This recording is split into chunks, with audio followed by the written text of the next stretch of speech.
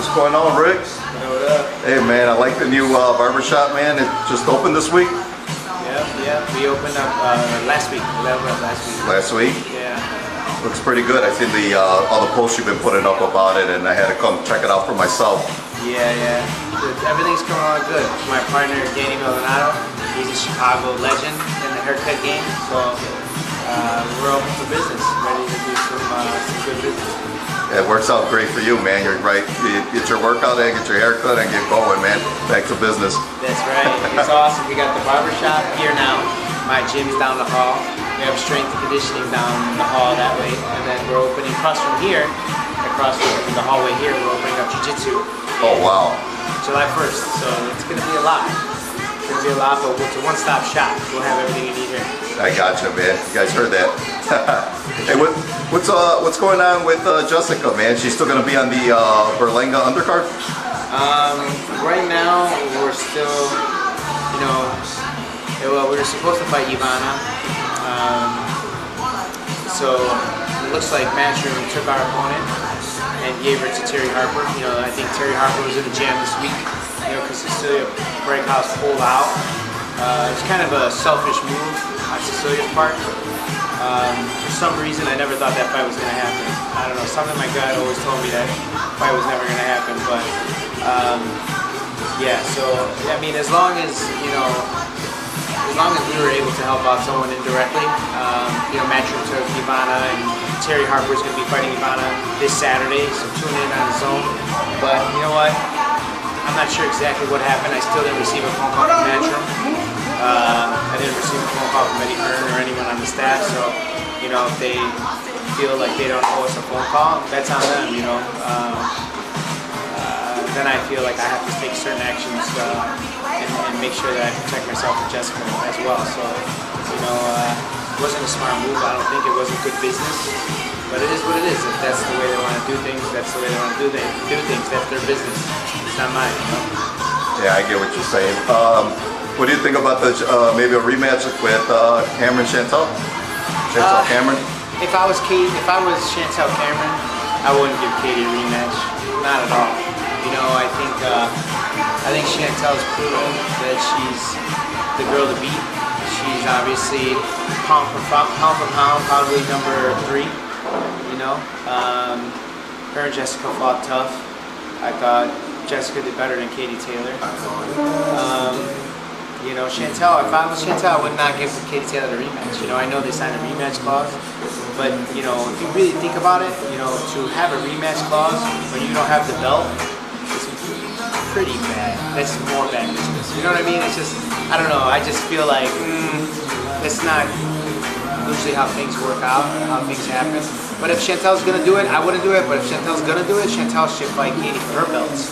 And yeah, that's it. You know what I mean? And then Katie Taylor can have, or Chantel Cameron can have all the belts. Right, kind of like what Bill was trying to do. He wants to go for Canelo's belts, and he's gonna get the rematch and make it worth his while. Yeah, for sure. It was kind of weird too, because I felt like Katie Taylor always had an opportunity to fight Chantel Cameron.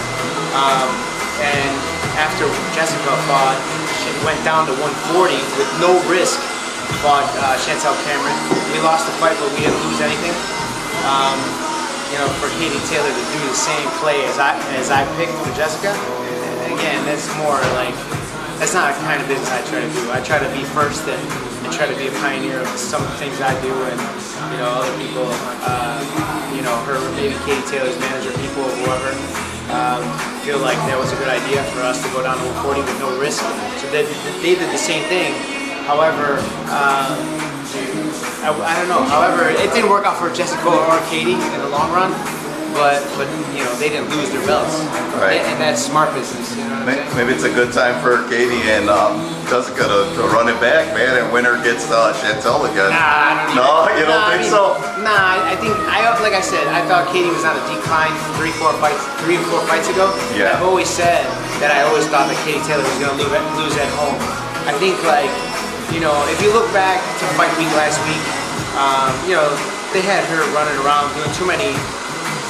Showing up to grammar schools, showing up to doing too many articles and interviews and doing a bunch of stuff that I didn't think a fighter should be doing during fight week. I think a fighter needs to rest. I don't think I don't think Katie Taylor and her team took into account like all the possible interviews that they had lined up for her. I think she should have rested during fight week. And then, Kay had nothing for Chantel, and like I said, since day one, Chantel has a better team, a better coaching, more experienced coaching. So shout out to Chantel Cameron. I didn't even watch the fight yet, to be honest with you. I just heard about it.